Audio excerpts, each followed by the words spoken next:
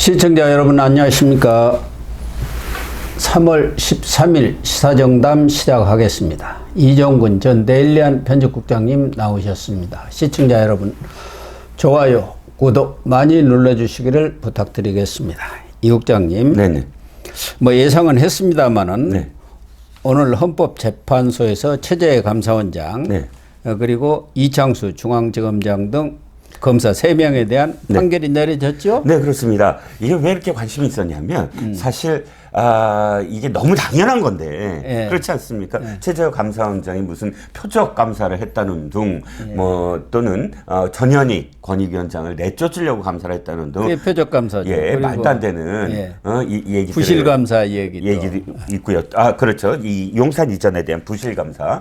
이런 것들이 전부 다 사실 감사원의, 테두리 안에서 위법하거나 위헌적이지 않는데도 불구하고 지금 감사원을 흔들기 위해서 감사원장을 지금 탄핵하지 않았습니까? 근데 너무 당연한 건데 왜 관심을 두었느냐? 몇 대 몇이냐. 그렇죠. 예, 왜냐하면 이진숙 방통위원장이 너무나 지금 기각되는 게 당연한데도 불구하고 4명이 완전히 똘똘 뭉쳐서 인용이다, 탄핵해야 한다라는 의견을 내지 않았습니까? 그러니까 이 4사람이 혹시나 이제 그 워밍업 윤 대통령의 탄핵 결정 이전에 이러한 사안들마저도 똘똘 뭉쳐서 계속 갈 것이냐라는, 그게 저는 관심의 초점이었거든요. 그렇죠. 근데 전원일치이긴 하지만 근데 또 그 안에 우리 거 똘똘 뭉친 4명 중에 3명 있지 않습니까? 예. 이미선, 정정미, 정계선. 그냥 기각하면은 또 이게 좀 섭섭했는지 별개의 의견을 냈습니다. 법을 위반했지만 파면할 파면할 정도는 정도는 아니다는 아니다. 일종의 소수 의견을 낸 네네. 것이죠. 네네. 그러나 전원일치 기각으로 합의된 것만은 사실이고 거기다 이제 별개의 의견으로 붙인 거죠. 네네. 맞습니다. 네. 이창수 중앙지검장 등 3명에 네. 대해서도 지금 전원일치 기각 판결이 내려졌죠. 네, 전원일치 기각입니다. 도이치모터스 사건과 관련돼서 수사를 적극적으로 하지 않았다. 뭐 이런 혐의를 두었는데 그거 역시 부당할 수는 있어도 이것이 위헌이나 또는 위법한 사실이 아니다라는 그런 결론을 냈습니다. 이창수 중앙지검장, 조상원 차장검사, 최재원 반부패 2부장 다 함께 묶여 있는 사안들이죠. 그렇죠. 동시에 12월 5일에 이 3사람을 묶어서 탄핵 안을 제출했습니다. 어쨌든 관심을 가진 것은 또 이번 전체적으로 보면은 4건입니다만은 크게 보면 2개의 탄핵 사건에 대해서 몇 대 몇의 이런 결정이 선고 결정이 나올 것인가 하나 하고 이게 윤석열 대통령 선고의 애고편이 되지 않을까, 이런 것 때문에 관심을 모았는데 뭐 결론은 예상대로 내려졌습니다만은 이게 꼭 그렇다고 해서 윤 대통령의 선고하고 직결되는 것은 아니다. 그럼요. 해석이 뭐 거꾸로 이렇게 하시는 분들도 있어요.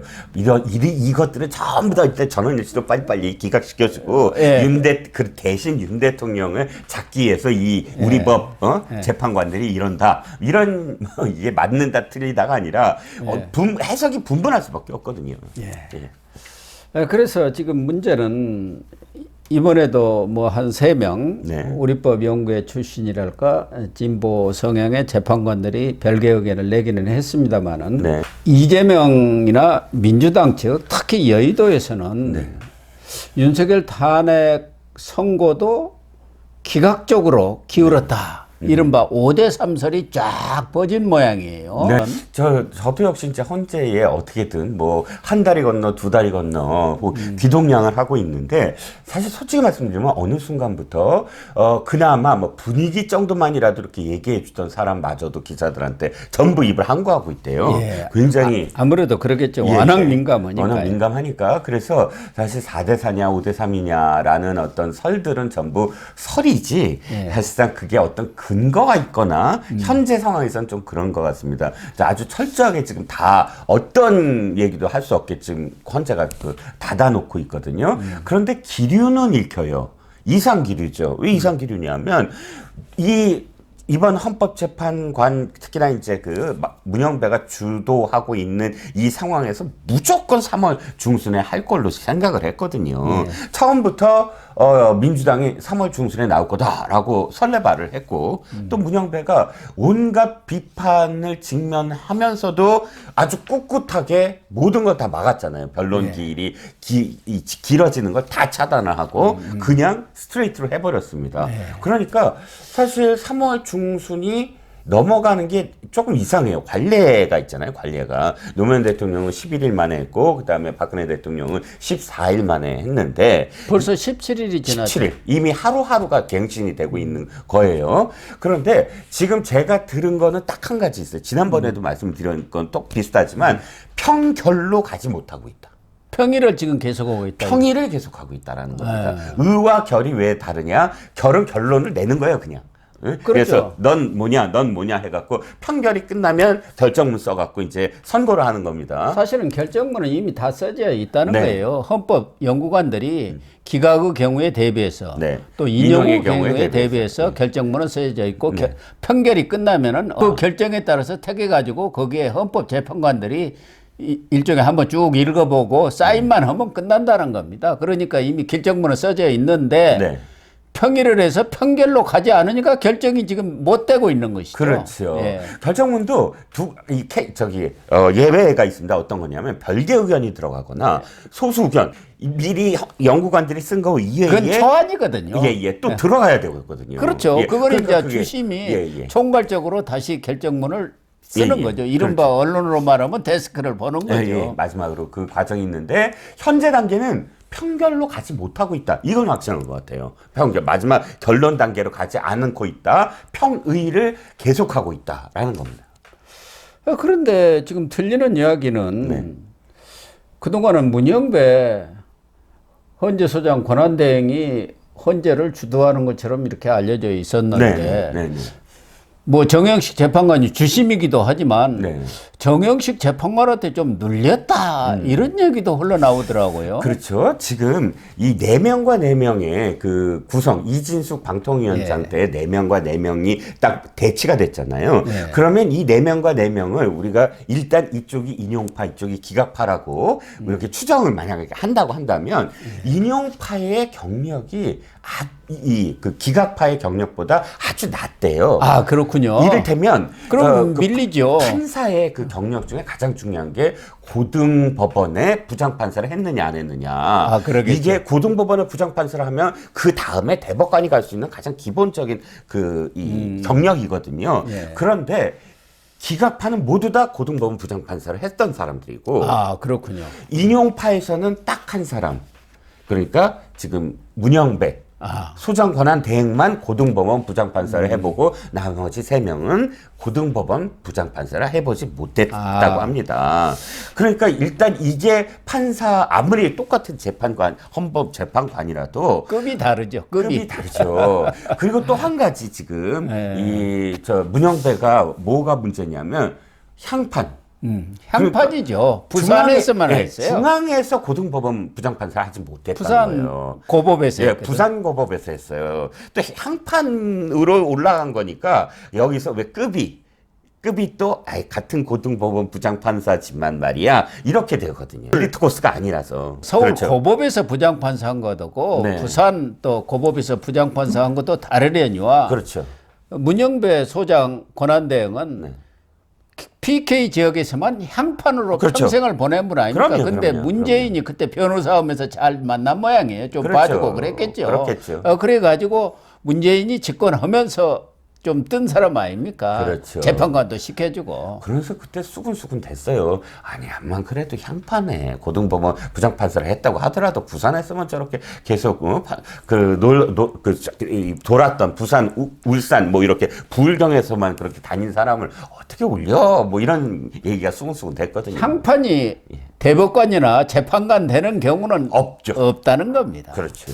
그런 점이 아무래도 좀 꿀리는 면이 있지 않겠습니까? 어차피 지금 함께 토의하는데 법리가 있잖아요. 법리. 예, 그런 면에서 밀리죠. 그렇죠. 그 법리로 쭉 논리를 세우면 사실 진짜 고등법원 부장판사를 했다 안 했다는 건 무슨 뜻이냐? 정말 엘리트 코스로 제대로 된 어떤 사건들을 제대로 맡았던 사람이 아니냐. 여기에 차이가 있는 거거든요. 예. 그래서 야당이 이렇게 지금 안달복달을 하는 것은 그쪽에서는 지금의 이 관측으로는 5대3 가능성이 크다. 그렇기 때문에 이걸 뒤집지 않으면 안 된다. 그런 생각을 하고 있는 것 같아요. 아무래도 뭐 문영배하고 이재명하고 소통이 돼 있을 수도 있고 관측상 보면은 예. 추정입니다만 너무 뻔하잖아요. 정계선 네. 재판관 남편이 그렇죠. 김희수와 함께 같은 로펌에 일하고 있지 않습니까? 네네. 그러면 부부간에 그 어떻게 돌아가는 거야? 하면은 대충 또 뭐 좀 잘 안 되는 것 같습니다. 뭐 이렇게 얘기할 동생이잖아요. 바로 정보 그러니까 들어가죠. 거의 헌재와 관련된 이러한 중요한 내용들은 민주당에서 흘러나와요. 맞습니다. 3월 중순에 뭐 선고가 나온다. 내려질 것이라든가 이런 거 오래전부터 얘기를 했었지 않습니까? 그렇죠. 맞습니다. 그렇기 때문에 지금 헌재는 기본적으로 우리법연구회라든가 민주당이 짬짬이가 돼갖고 뭔가 내통하지 않느냐 그런 의혹을 받고 있는 것 아니겠습니까? 그렇습니다. 그러나 지금 일각에서는 내주 18일쯤 이렇게 선고가 내려질 것이다 이런 얘기들도 또 찌라시에 지금 찌라시가 그냥 많이 나오고 있지 않습니까? 그 중에 맞습니다. 하나가 18일 설도 있더라고요. 그렇죠. 18일 설은 이제 아마도 3월 26일까지는 절대 안 갈 거다. 3월 26일이 이재명의 선거법 항소심일이거든요. 그러니까 민주당 입장에서는 3월 26일 날 이후로 가게 되면 만약에 헌재 선고가 그럼 똑같이 거의 60일 이내로 문제가 생긴다. 대법에서 선거법을 3개월 안 해도 된다. 이건 쟁점이 없으므로 2개월 내로 맞출 수 있다. 이렇게 돼버리니까 아마 대법에 난리 칠걸요. 그러니까 당연히 3월 26일 이전에 하라. 그렇다면 이번 주가 아니라 다음 주 정도. 근데 더 늦어지면 완전히 이재명과 민주당은 흑색이 될 겁니다. 왜? 확실하게 인지시키는 거잖아요. 이견이 있구나. 기각 쪽에 있는 사람들이 분명히 있구나. 그래서 지금 문영배가 딜레이 시키는 거구나. 이렇게 인지를 할 수밖에 없죠. 그 중에 또 찌라시 하도 돌다 보니까 윤석열 대통령 측에서 선고일 수령 공문을 거부해갖고 뭐 이렇게 늦어지고 이런 얘기까지 나돌고 있을 정도니까요. 김용민 아시죠? 왜 낙검수 김용민이가 막 퍼날르고 있어요.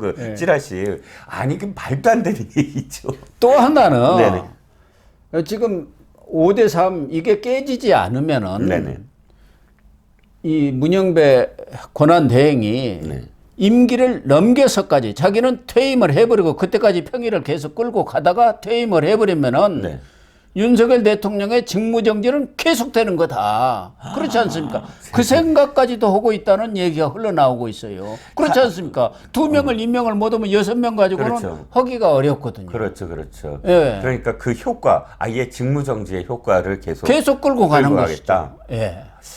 근데 그럼 대법원 확정 판결이 나오는데 이재명. 그러니까 이재명으로서는 똥줄이 달 수밖에 없는 것이죠. 그렇습니다.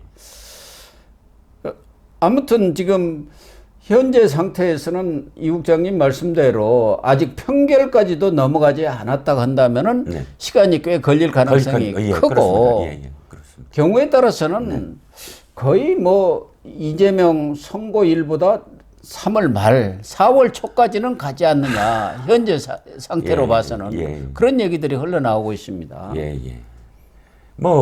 그러니까 어쨌든 이번 주에 안 한다는 건 다음 상황을 불가측하게 만들어 버렸어요. 어떻게 될지 아무도 지금 뭐 예상이지 이게. 왜냐하면 관례 이외에는 우리가 추정할 수 있는 게 없는 거거든요. 그래서 또 하나 이제 관측은 이거 무작정 선고를 미룰 수도 없고 그러니까 시간을 벌기 위해서 네. 최재감사원장하고 네, 네. 이창수 등 그 검사 3명의 탄핵 선고를 먼저 한다. 했다. 그러면 시간을 좀 벌지 않습니까? 그렇죠, 그렇죠. 우리가 이것 때문에 지금 못했다. 이거 네. 해야 된다라고 하면서 이걸 한 거잖아요. 다만 지금 한덕수 총리에 대한 선고를 못 하는 것은 그것도 기각이 지금 5대3으로 될 수밖에 없다는 거예요. 그렇죠. 그렇게 예, 되면은 예. 윤석열 대통령한테 완전히 명분을 주어버리기 때문에 그렇죠.